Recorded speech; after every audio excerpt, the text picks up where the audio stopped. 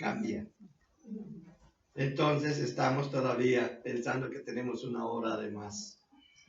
Y en realidad ya de acuerdo al nuevo horario. Estamos empezando también una nueva serie.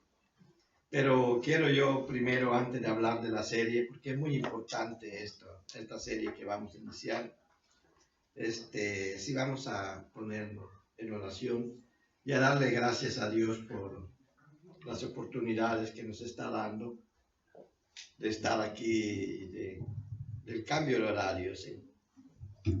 Vamos a orar. Señor, te damos gracias esta mañana, primeramente por tu bendición, tu misericordia, por estar con nosotros, habernos cuidado en el camino, habernos preparado para venir aquí y estar glorificando tu nombre a través de la enseñanza. Queremos que te reveles, Señor, y nos muestres tu palabra. Y en todo, Señor, que tú te muevas en cada uno de nosotros para que recibamos el mensaje y la enseñanza que tú quieres darnos en todo lo que vivimos cada día. Bendice a nuestro pastor, bendice a nuestra iglesia, a nuestros líderes. Bendícelo, Señor, y que todo lo que se haga siempre honre y glorifique tu nombre. Gracias por tu amor, gracias por tu misericordia. Gracias por lo que hoy nos das. Revélanos tu palabra en el nombre de Jesucristo. Amén. Amén. Les comentaba que estamos empezando una nueva serie. Todavía la semana pasada, que se supone que debía comenzar esto, porque tomamos 2 clases para un tema muy, muy importante. Entonces, aquí nos vamos a poner un poco al día y vamos a ver un tema que en general se llama los fundamentos del cristianismo. En realidad habla de lo que es nuestra doctrina, todo lo que nosotros creemos o lo que nos dice la Biblia que debemos de creer y cómo deben de ser estas cosas. El primer tema, que es con el que vamos a comenzar hoy, vamos a hablar de la naturaleza de Dios. Vamos a ver qué es lo que nos dicen algunas partes de la Biblia. Hay dos maneras de enseñar todo lo que es la doctrina bíblica. Uno es como lo seguimos los que nos sentimos dentro del área de la teología bíblica, que va desde Génesis hasta Apocalipsis, un solo tema, ¿verdad? Cada vez. Otro, en ese orden, ¿verdad? En la manera en que aparece, cada vez que aparece ese pensamiento o esa enseñanza en la Biblia, es cuando se toma en cuenta. Casi independientemente de la fecha en que se haya dicho o hecho el comentario doctrinal o la inspiración divina. Y está la teología sistemática, que también estudia las doctrinas de la iglesia, pero toma el tema y hoy va en Juan, después va en Génesis, después va en Apocalipsis y así. Y da brincos por todos lados de la Biblia, pero es una enseñanza tópica, porque es allí donde nos enfocamos. Y este es el método que sigue este libro, lo tópico.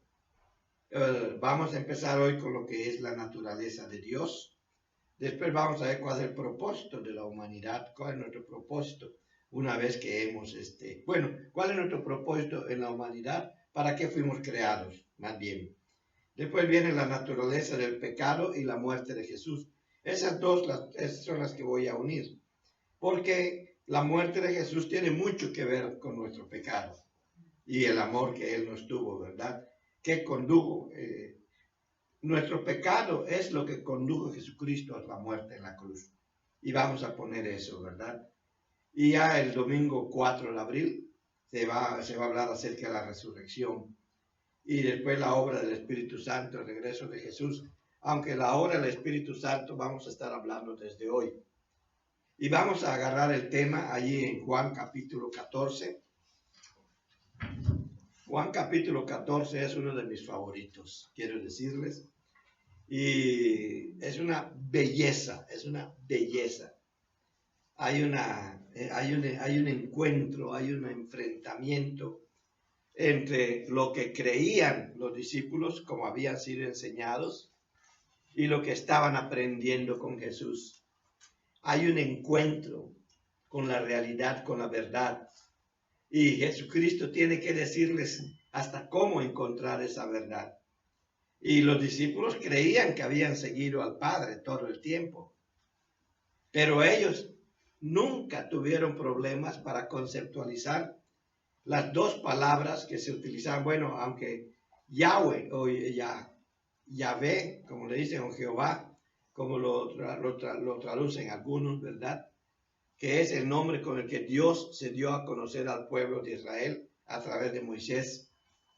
Ellos nunca lo pronunciaban y siempre utilizaban el Eterno, el Todopoderoso, o como en otras partes de la Biblia aparece el Altísimo, todo lo que lo dicen en un término que es más ugarítico que hebreo, el Elión, que es el Dios Altísimo. Pero hay una parte que fue identificada cuando se estudiaron las fuentes de las cuales fueron tomadas las ideas con las que se escribieron los libros, cómo fue inspirando Dios a través del tiempo a diferentes personas, a veces hasta para hacer un solo libro. ¿De dónde tomó Moisés todas esas ideas que Dios le estaba inspirando para escribir, digamos, lo que es el Pentateuco? Tal vez la última parte lo escribió algún discípulo de él, porque narra su muerte. Algunos lo ven como profético, pero en realidad ya se ha visto que por la naturaleza y la forma del escrito se dan cuenta de que como es poético esa parte, esa poesía tiene algo que ver, algo con un tiempo después de Moisés. Por ejemplo, para decirles que hubo varios escritores, pero todos ellos inspirados por Dios. Entonces nosotros vamos a ver aquí, y es la palabra Elohim. Elohim es un término en hebreo donde la partícula o el sufijo him, lo que va al final, him, H-I-M, significa la pluralidad. Entonces cuando dicen Elohim, aunque la palabra el, en el que viene del acádico, ugarítico, toda esa parte de Caldea que existía entonces, que después se convirtió en lo que es el Medio Oriente, él es el término que utilizaban para designar a una deidad suprema. Ustedes van a ver en el Antiguo Testamento que todos, incluyendo los judíos, para adorar al Dios que ellos habían conocido, buscaban los lugares más altos. Lo van a encontrar, sobre todo en los Salmos, van a encontrar muchos de que busquen los lugares altos para adorar a Dios. Y eso tiene un significado, porque siempre han considerado el Dios o los dioses en los que creen que están en la parte más alta de la tierra o están en el cielo, como lo consideró la cultura hebrea. Por eso cuando se habla del Altísimo es porque está por encima de todos, de cualquiera que pueda haber. Hablan en esos términos.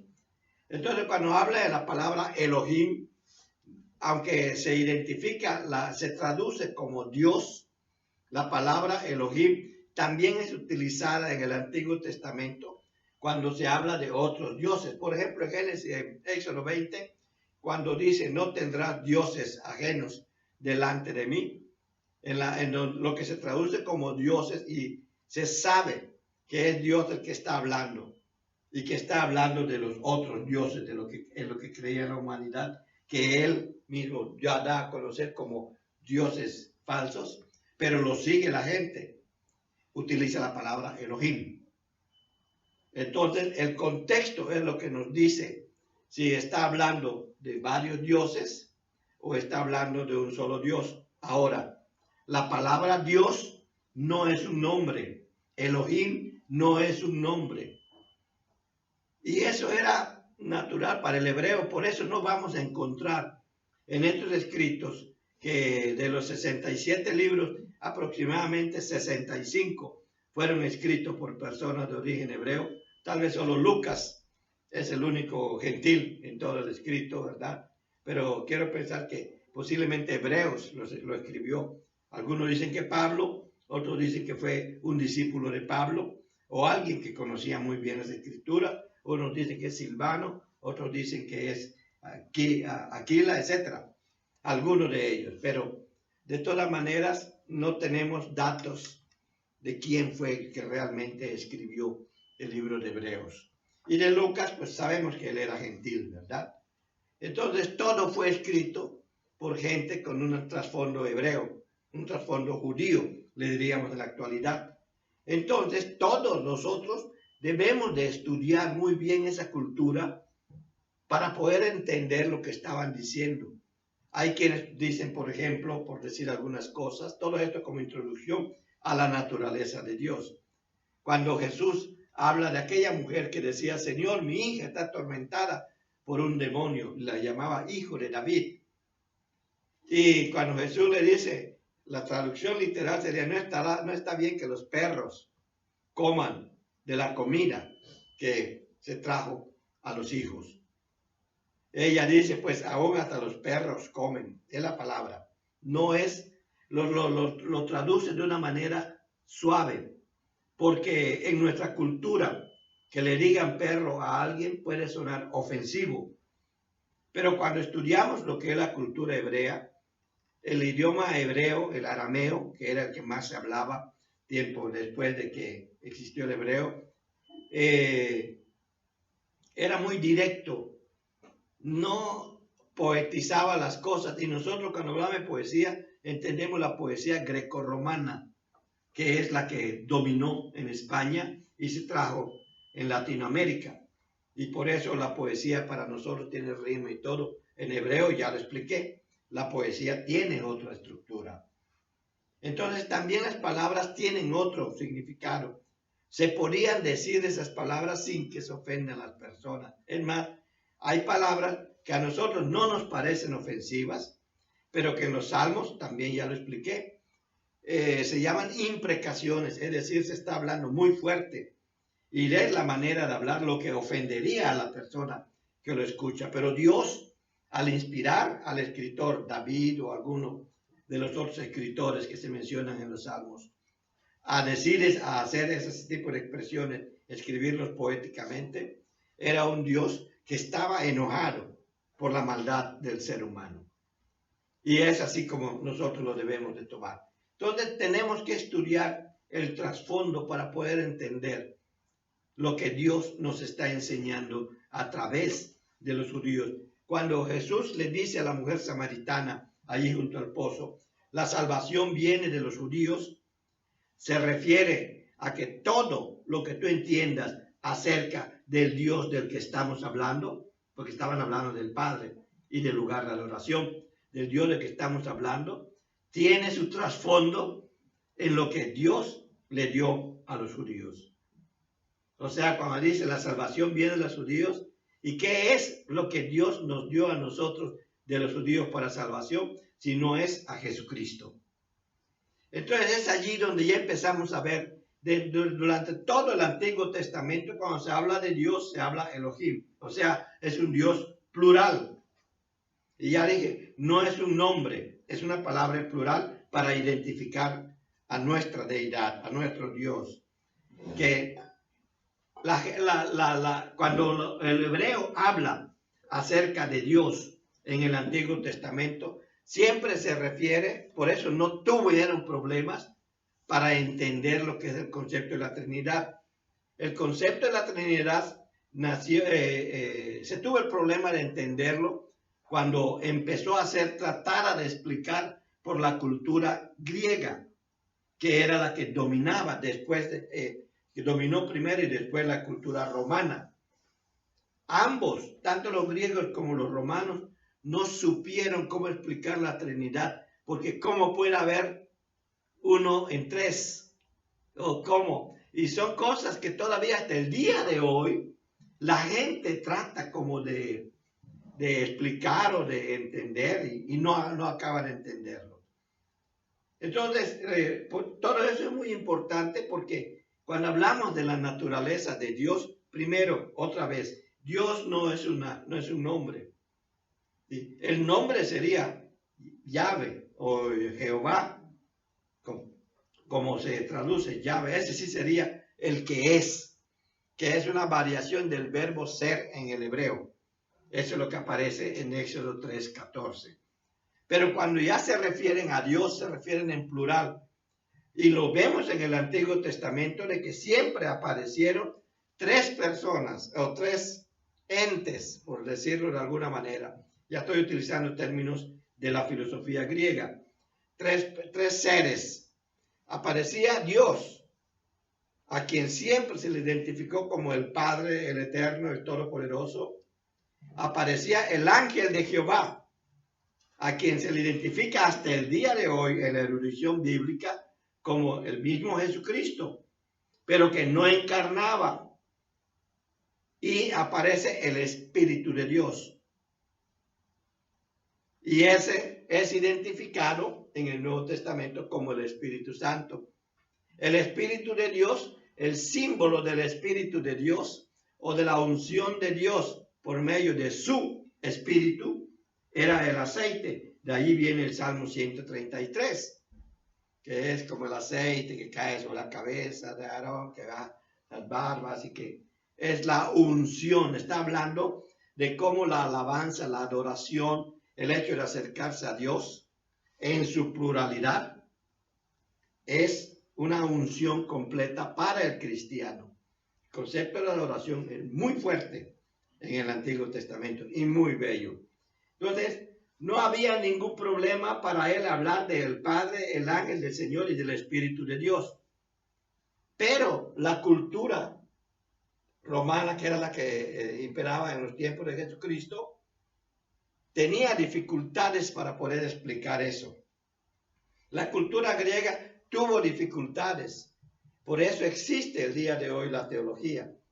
Porque al mezclar los pensamientos de los diferentes filósofos griegos y de otras culturas con el pensamiento cristiano, al mezclarse las gentes a través del comercio de esos tiempos, que era muy prolífico el comercio en esos tiempos, hace que haya confusión en los términos. Mientras que para el hebreo dice Elohim y él está hablando a un Dios que se manifiesta de tres formas, como el Padre, como el ángel de Jehová y como el Espíritu de Dios.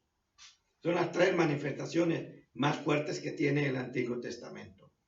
Lo que quiero decir con todo esto, que la naturaleza que Dios ha dado a conocer de sí mismo, nosotros no podemos conocer la naturaleza de Dios, sino porque Él nos lo revela. Solamente es a través de una revelación de Él. No es a través de ideas que puedan venir de libros. Hay muchos que estudian la Biblia, dicen que es un gran libro de literatura, pero son ateos. Es decir, no creen en Dios.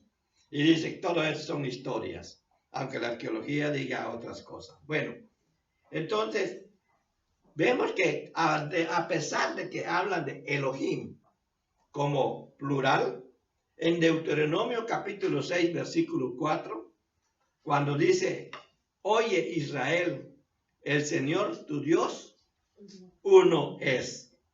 Y la palabra que utiliza, se lo voy a decir en hebreo, Shema Israel, Yahweh Eloheinu, Yahweh Echad.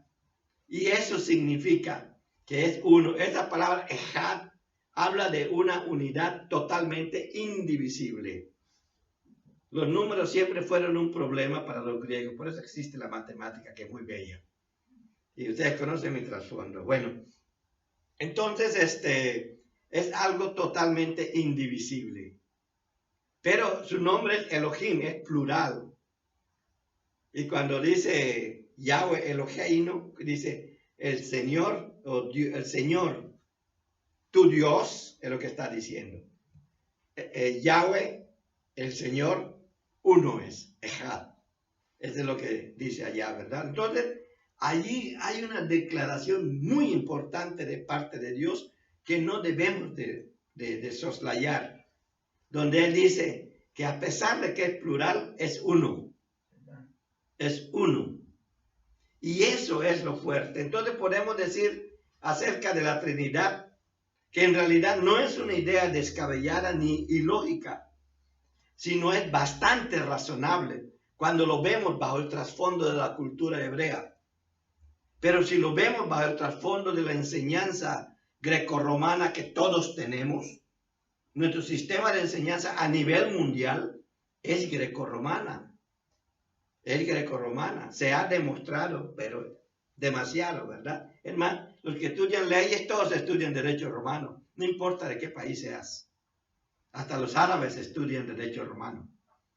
No sé por qué, porque yo no estudié leyes, pero lo estudian, ¿verdad? Lo estudian. Y ese es su derecho romano. El derecho romano. Bueno, pero a través de la historia, desde antes, después de que salieron, después fueron echados del huerto del Edén, del cual vamos a hablar un poco la próxima semana, el ser humano ha desviado mucho las enseñanzas de Dios al mezclarlo con las enseñanzas que Él quiere tener o de los sueños que Él quiere llevar a realizar y quiere justificar. No es lo mismo obedecer a Dios por lo que Él dice que utilizar lo que Él dice para obedecerme a mí mismo. Es decir, esto es lo que yo quiero y voy a utilizar la Biblia. Y eso es lo que hacen muchos. Primero piensan que quieren hacer y después lo buscan su justificación en la Biblia. Yo quiero ser un profeta de Dios, voy a buscar la justificación en la Biblia. Van a Amós y dicen que Dios revela su palabra a sus profetas antes de que lo conozcan los demás. Pero yo en una clase, espero que lo recuerden, expliqué eso también. Bueno, el ser humano tergiversó la ley de Dios y provocó con eso también la venida de Jesucristo. Marcos dice que el tiempo se había cumplido. Lucas también lo dice, cuando ya se había cumplido el tiempo. Entonces hace un relato muy sucinto acerca del nacimiento de Jesús, de cómo llegó Jesús hasta nosotros. Pero la unicidad de Dios, siendo plural, porque la palabra Dios es plural, Elohim, viene desde el Antiguo Testamento, no es una enseñanza del Nuevo Testamento. Doctrina, teología, enseñanza es lo mismo. La teología es la enseñanza de la palabra de Dios, es el conocimiento de Dios, de la palabra de Dios, logos. Logos es palabra y ahorita voy a hablar de los dos términos griegos que hay. Bueno, entonces tenemos nosotros que hay un momento, ya vino Jesucristo y me imagino yo la escena, está Él con sus discípulos y está observando algo. Se está dando cuenta de que están turbados. Cuando uno tiene una enseñanza y de repente le llega una nueva, naturalmente que eso causa turbación. Es un shock. ¿En qué creo ahora? A mí me han enseñado que el Mesías tenía que ser así, así, así. Vean lo que dicen los caminantes de Emaús en Lucas 24. Creímos que Él era el que venía a liberar a Israel. Y todavía estaba por ascender y sus discípulos le preguntan, Señor, ¿restaurarás el reino de Israel? Y Jesús ya le habla de cuál era su plan, allí en Hechos capítulo 1. Nosotros podemos ver allí en los primeros 7 versículos del Evangelio según San Juan capítulo 14, que los discípulos estaban turbados. Jesús nota la turbación, la entiende, aprovecha para explicarle sobre Él, sobre el Padre y sobre el Espíritu Santo. Porque está tratando de enseñarles quién es Dios, por qué lo estaba haciendo en ese momento y por qué siendo ellos judíos tenían ese problema. Tenían ese problema sencillamente porque habían tergiversado mucho de la enseñanza. El Sermón del Monte solamente nos explica cómo la gente debería de entender la ley de Dios y no como se le estaba dando. Por eso le reclaman a los fariseos. Allí mismo lo van a encontrar en Mateo. Y les dice, ustedes ponen sobre los demás cargas que ni ustedes mismos pueden llevar. Sin embargo, Él les dice a la gente, lo que ellos les enseñan, escúchenlo, pero no hagan lo que ellos hacen. Sí, se lo dice al público, a la gente. Entonces, Jesús aprovecha esos momentos para hablarles de cuál era el propósito de que Él tenía que irse. No se turbe vuestro corazón. ¿Creen en Dios? Entonces crean en mí. Les está diciendo Jesús a ellos, a los discípulos. ¿Creen en Dios? Dios es Padre, Dios es ángel de Jehová y Dios es Espíritu de Dios y Dios es Espíritu. Y había enseñado en Juan 4 que Dios es Espíritu. Entonces, él empieza a aprovechar todo eso y empieza a decir que tenía que irse, voy a la casa de mi padre, hay muchos lugares, pero voy a preparar lugar, y si preparar el lugar, vendré otra vez y os tomaré a mí mismo, para que donde yo estoy, vosotros también estéis, y conocéis el camino, sabéis a dónde voy y conocéis el camino. Y de repente Tomás le pregunta, Señor, no sabemos a dónde vas, ¿cómo vamos a saber el camino?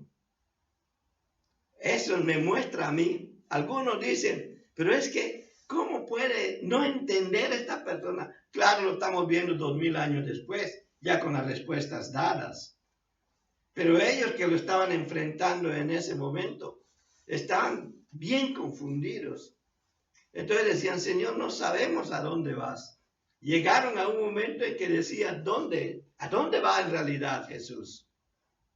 ¿A dónde nos va a preparar esas casas? ¿Qué es el reino de Dios? Había una apocalíptica judía, se mezcla mucho la apocalíptica judía con las declaraciones de revelación, con las interpretaciones, no declaraciones, perdón, con las interpretaciones acerca de Apocalipsis que se dan el día de hoy, Daniel, Marcos y otros textos apocalípticos que hay en la Biblia. Entonces se hace una mezcla para tratar de decir algo, pero los judíos, antes de que todo eso existiera, ya tenían su concepto acerca del reino de Dios. Ellos decían, cuando morimos nosotros vamos al seno de Abraham. Y lo vemos ahí en la parábola del rico y Lázaro, ¿verdad? Bueno, ante la pregunta de Tomás, Jesús le explica que la manera de llegar al Padre es Él. Ellos querían llegar al Padre a través de las buenas obras. Acuérdense de lo que estudiamos acerca del joven rico. Todo eso lo he guardado desde mi juventud. Todo, la ley y los primeros 4 mandamientos que hablan de Dios y los otros 6 que hablan de mi relación con el ser humano. Los primeros 4 de mi relación con Dios, los otros 6 de mi relación con el ser humano. Y él dice, lo he hecho. Entonces le dice Jesús, no lo has hecho todo, te falta una cosa. Y ahí vemos nosotros cómo, a pesar de obedecer la ley en lo que consideraban obediencia en su totalidad, siempre había falta algo. Los discípulos habían oído eso. Ellos estaban confundidos. Y es natural que estén confundidos. Por eso cuando le hacen preguntas a Jesús, aunque tenga que repetir la enseñanza, lo hacía y no se molestaba. No se molestaba como cuando entró al templo y vio a los mercaderes haciendo negocios con lo que no debían de hacer negocio, ¿verdad? Entonces aquí le habla a Tomás y a sus discípulos de su relación esencial con el Padre y que conocerlo a Él, a Jesucristo, es conocer al Padre. Es importante para que nosotros conozcamos al Padre, que conozcamos a Jesucristo. Y todavía le dice, y ustedes lo han visto. Y todavía viene Felipe, el que pregunta, Señor, muéstranos al Padre y nos viste, y nos basta. Y Jesús, hay quienes toman el versículo 9 de Juan 14 como una respuesta triste de Jesús, como diciendo, ya te lo expliqué. Y otra, no. Puede ser que dentro de lo que es el aspecto poético, como nosotros lo vemos, porque está escrito poéticamente, como nosotros lo vemos, escuchemos un dejo de tristeza en lo que Jesús le decía a Felipe. Pero yo veo todo lo contrario. Veo la preocupación de aquellos de conocer más acerca de Jesús y le estaban diciendo con honestidad, Señor, no te entendemos. Por eso le preguntaban a él, ¿qué les quisiste decir con esas parábolas? ¿Por qué a ellos les enseñaste así? Y entonces dice, a ustedes sí se los voy a explicar. ¿Cuál era el motivo por el cual Jesús a ellos sí se los explicaba y a los otros lo hacía por medio de figuras, por medio de parábolas? Que ellos ya lo seguían a él. Y nosotros debemos de entender en eso, mis amados hermanos y hermanas, que el seguir a Jesucristo, casi como que le dice a él que nos tiene que explicar, y a él se llama inspiración, por medio de su Espíritu Santo, por medio de que él nos habla a través de las Sagradas Escrituras. ¿Sí? Él nos explica quién es él. De la misma manera como Jesús lo estaba haciendo en aquel momento. Es más, cuando él hablaba, es más, le dice a los fariseos delante de sus discípulos, porque ya estaban varios allá, Juan capítulo 5, versículo 39, le dice, vosotros deben de escudriñar, deben de investigar, deben de buscar las respuestas en las Escrituras, porque ellas dan testimonio de mí. Pero cuando él hablaba de las Escrituras, la única que tenían es lo que nosotros conocemos como Antiguo Testamento. Quiere decir que en todo el Antiguo Testamento Jesús le estaba diciendo a los fariseos y a todos los que estaban a su alrededor que lo escucharon, que todo el Antiguo Testamento habla de él. Y se lo repite a los caminantes de Maús, comenzando por Moisés. También ya les expliqué eso, Moisés, los ketubín, los escritos, o sea, los nebiín, los profetas. Y les explica todos los escritos, los ketubín. Les explica la Torá, les explica a los profetas y les explica a los otros escritos. Esa es la composición de la Tanaj hebrea, la Biblia hebrea que le llamamos el día de hoy. ¿Sí? Profetas, Torá, que es la ley. Profetas que no son, no todos son vistos de la misma manera como nosotros lo vimos después. ¿Sí? Pero es el mismo Nuevo Testamento que tenemos, el Antiguo Testamento. Y eso nos debe de enseñar a nosotros que no podemos vivir solo con las enseñanzas del Nuevo Testamento, porque corremos el riesgo de malinterpretar a Jesús. Y eso es lo que ha ocurrido con muchas escuelas, muchas denominaciones que han tenido un falso concepto de Jesús. Miren, y eso no es nuevo, viene desde el siglo I de nuestra era. Hay un libro muy bueno, yo te lo recomiendo, de Wars of Jesus, las guerras de Jesucristo, de Jesús. El libro buenísimo, está en inglés, no lo he visto en español.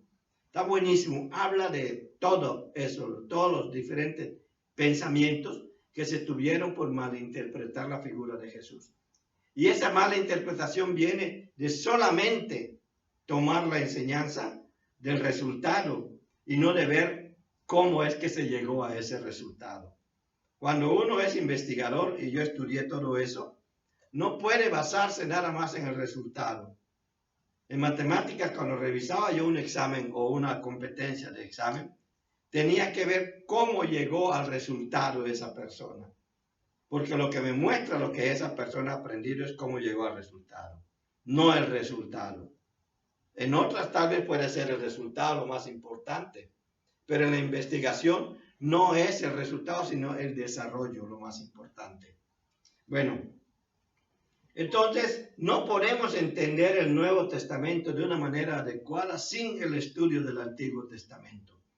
Por eso las doctrinas se estudian pasando por todo el Antiguo Testamento. Y eso es lo que vamos a hacer en estas lecciones. Ahora, era evidente que ellos seguían su enseñanza judía. Y lo que veían era diferente a lo que les habían entrenado en la sinagoga. Su estado de turbación, lo que Jesús vio allí como alrededor de la hoguera. Bueno, yo le pongo un poquito de allá porque me imagino que ellos están como hoy estamos en un cuarto en penumbra todavía pensando, Señor, ¿cómo es esto? Y eso lo está recogiendo Jesús. Cuando estamos turbados haciendo preguntas, Él lo está recogiendo. Y Él, porque tenían lo que nos pasa a nosotros, hay una confrontación entre lo que eres y lo que has sido, lo que sabes y lo que estás aprendiendo, lo que está aquí escrito. Por eso muchas veces es difícil seguir y obedecer a Jesús. No porque sea difícil lo que Él nos está diciendo que obedezcamos, sino porque en nuestros hábitos están inclinados hacia el placer a la carne antes que hacia la glorificación a Dios por medio de la obediencia a su palabra. Porque eso le da placer al espíritu. Y eso no se refleja en la carne. No se refleja en la carne. Bueno, se refleja en la carne de una manera muy diferente.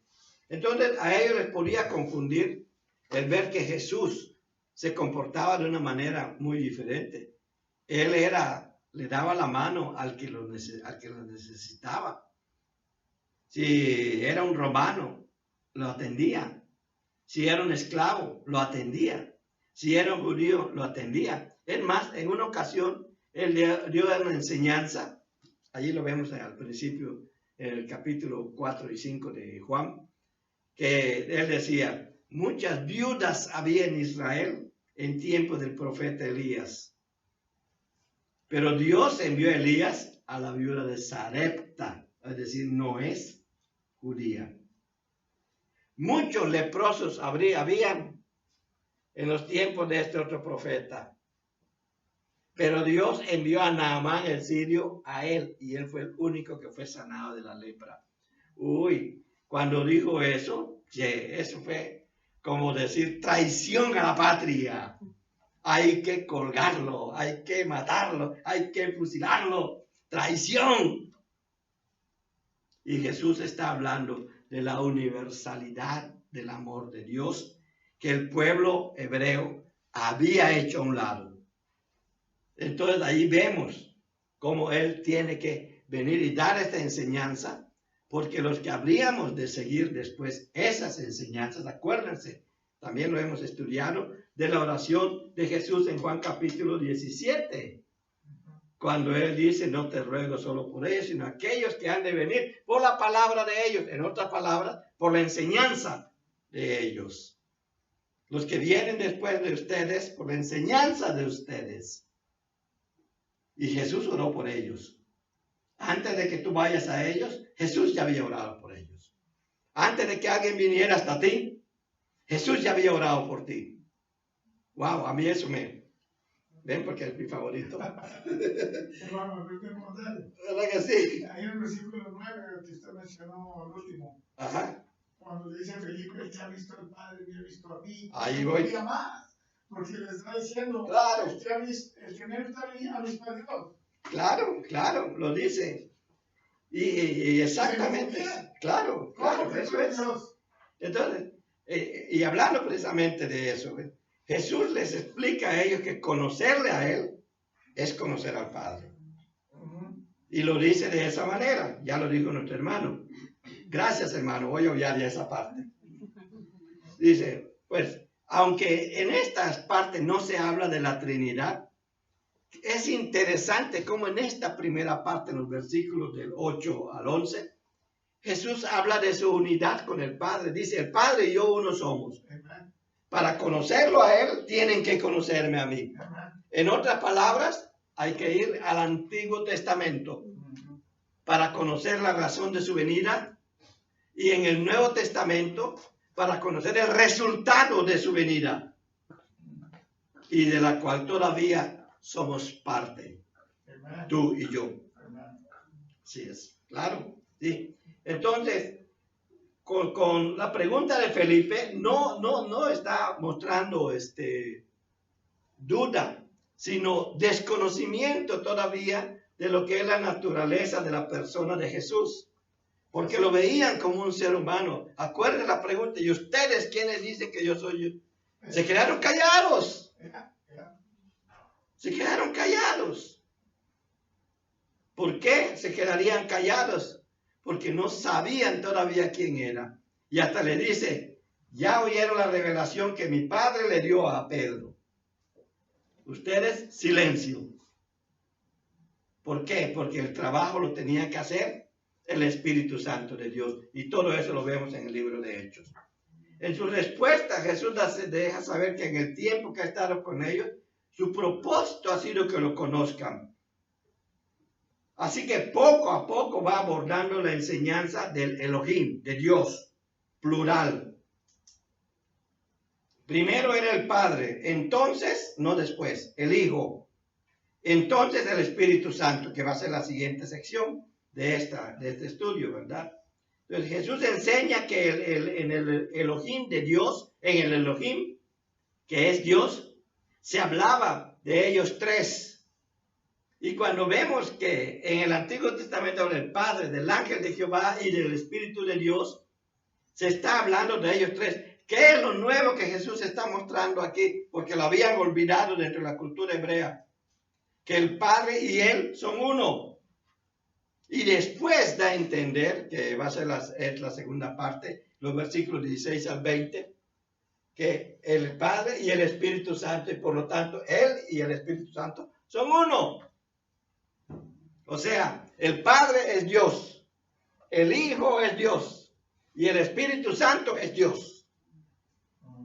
Eso es lo que está mostrando aquí. No necesita decir Trinidad. Lo explica. No son uno en propósito, como algunos quieren enseñar, porque el contexto bíblico no nos da esa opción, no nos la da. El contexto bíblico nos habla de esencia, de naturaleza. La naturaleza de Dios es trinitaria. No es dualista ni es uno.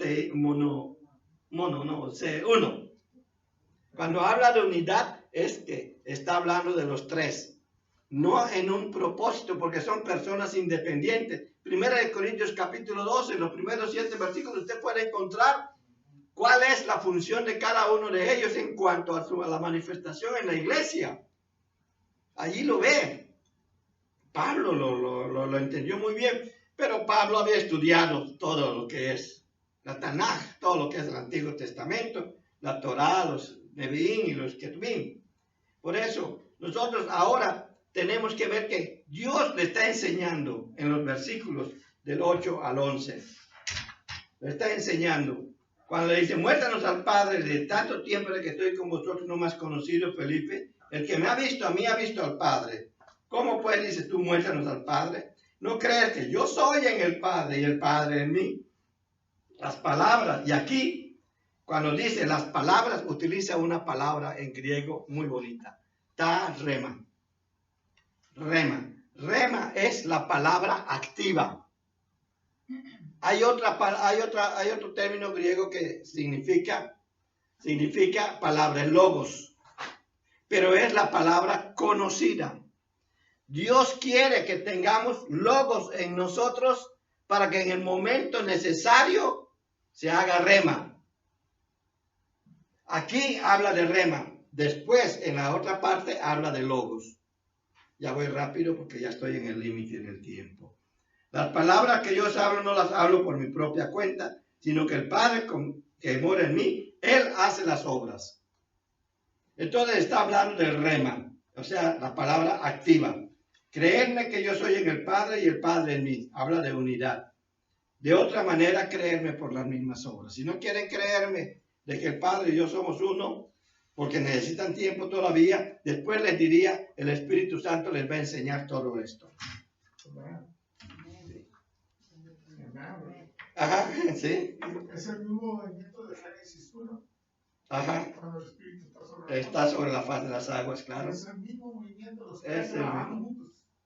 Todo lo que ahí le llaman Bará, está en el momento de la creación. ¿Verdad? Sí, sí. Bueno, vamos a ver un poquito eso la próxima semana. Está muy bien, hermano, está muy bien. En los versículos 16 al 20 aparece la tercera persona en la Trinidad. Jesús no le revela que Él y el Padre son uno, sino que ahora introduce la persona del Espíritu Santo. Ahora todos saben que Dios es tres personas distintas. Es decir, lo han sabido siempre. Padre, ángel de Jehová, Hijo y Espíritu de Dios, Espíritu Santo. Lo han sabido siempre, pero ahora tenían que identificarlo porque ahora se estaba manifestando. Ahora les decía, el Espíritu Santo se va a quedar con ustedes. Antes venía y se iba. Eso es lo que nosotros vemos en el Antiguo Testamento. Por ahora se va a quedar con ustedes. Y que el Espíritu Santo esté en ustedes, Mateo lo dice, es yo estoy con ustedes todos los días hasta el fin del mundo. Y que el Espíritu Santo esté en ustedes, la iglesia, nosotros, también significa la omnipresencia del Padre. Por eso es muy importante, sobre todo cuando Él dice que tenemos que estudiar lo que es la palabra. Sí, estaba yo. Bueno, lo voy a leer aquí. Yo rogaré al Padre y os dará otro consolador. Cuando habla de consolador, habla de paracletos. Aquí ya empieza a hablar, es la palabra griega que utiliza, paracletos. Y empieza a hablar del papel del Espíritu Santo. Consolador, protector, y también como que el que enseña, el que da a conocer, el que está junto a uno. Ahora, cuando habla así del Espíritu Santo, no está diciendo que va a venir el Espíritu Santo a hacer lo que tú debes de hacer, pero sí está diciendo que el Espíritu Santo va a estar contigo cuando hagas lo que tienes que hacer. Si es en la obediencia a Dios, va a estar contigo para fortalecerte y puedas obedecerlo. Porque vienen pruebas, porque hay un Satanás que está como león rugiente, hay un aquí lo tengo, pero ya.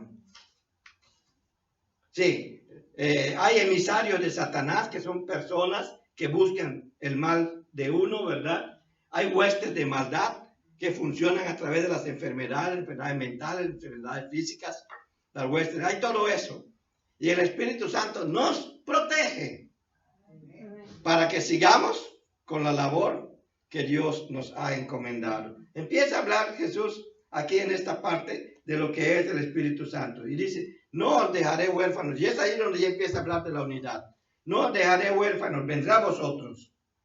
Aunque ya no me van a ver más, pero ustedes me verán porque yo vivo, ustedes también vivirán. Está dando a entender que la presencia del Espíritu Santo en la iglesia, en cada uno de nosotros, es la evidencia de la vida eterna. Por eso Pablo le llama las arras de nuestra salvación, o sea, la señal o el sello de nuestra salvación.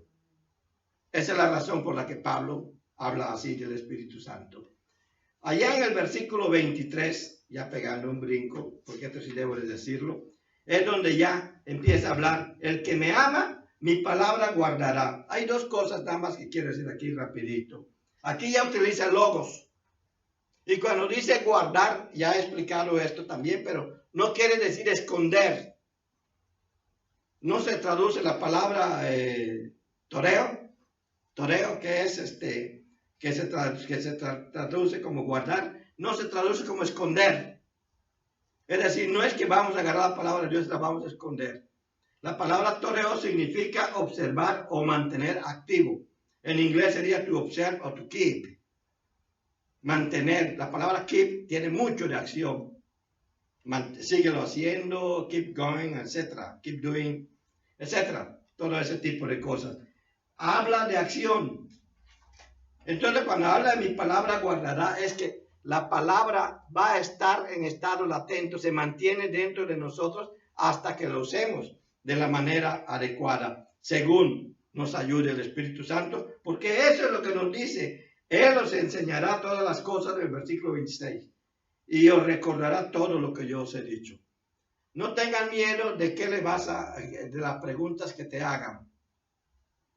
No tengan miedo de eso, porque el Espíritu Santo va a actuar por ti. Pero solamente acuérdate que el Espíritu Santo no lo va a hacer por ti, pero sí te lo va a recordar. De repente, como me acordé de Génesis de 1 hasta el 50 y tantos, y yo nunca lo he estudiado, pero lo has leído todo el tiempo. Y te acuerdas de estas palabras, y es exactamente lo que necesitas, lo que sabes. Y dices, ay, qué inteligente soy. No, el inteligente es Dios. ¿Sí? El inteligente es Dios, que nos dio a un Espíritu Santo para que nos recuerde todo eso. Y esa es la finalidad. Esta lección lo que nos quiere enseñar es eso. Elohim, Dios es tres y es uno.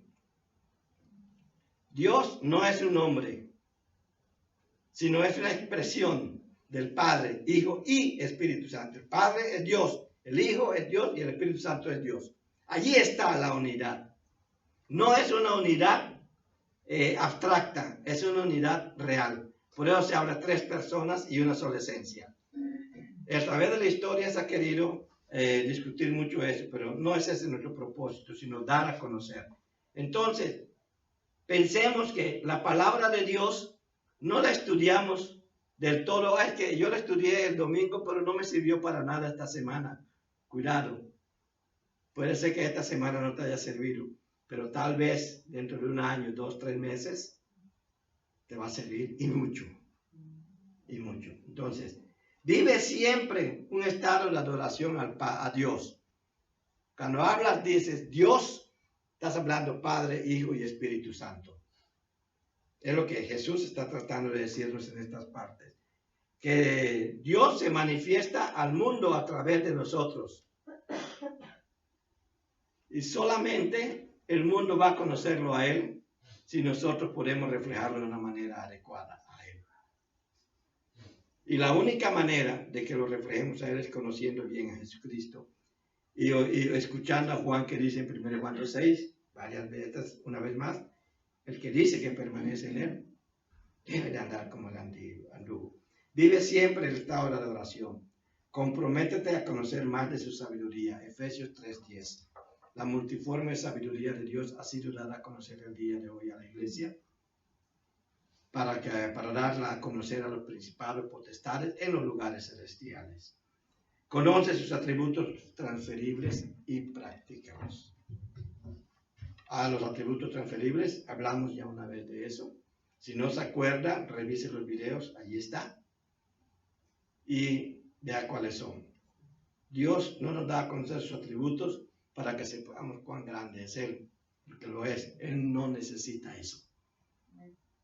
Pero nos da a conocer sus atributos porque hay varios de ellos que tú y yo podemos poner a la práctica en nuestra vida diaria. Y eso es lo que Dios quiere. Entonces, somos el número 4. Bueno, eso no lo dice, pero sí tiene sentido. Sí. Bueno, vamos a orar, hermanos, y vamos a dejar todo en las manos de Dios. Padre, gracias por tu palabra, por tu presencia, por tu presencia. Bendito sea, Señor, y aunque lo hemos hecho de una manera muy sucinta, por favor, revela todo esto a cada uno de mis hermanos. Te lo ruego en el poderoso nombre de nuestro Señor Jesucristo. Quedamos en tus manos. Amén. Que Dios les bendiga, mis hermanos. Todavía tienen 5 minutos.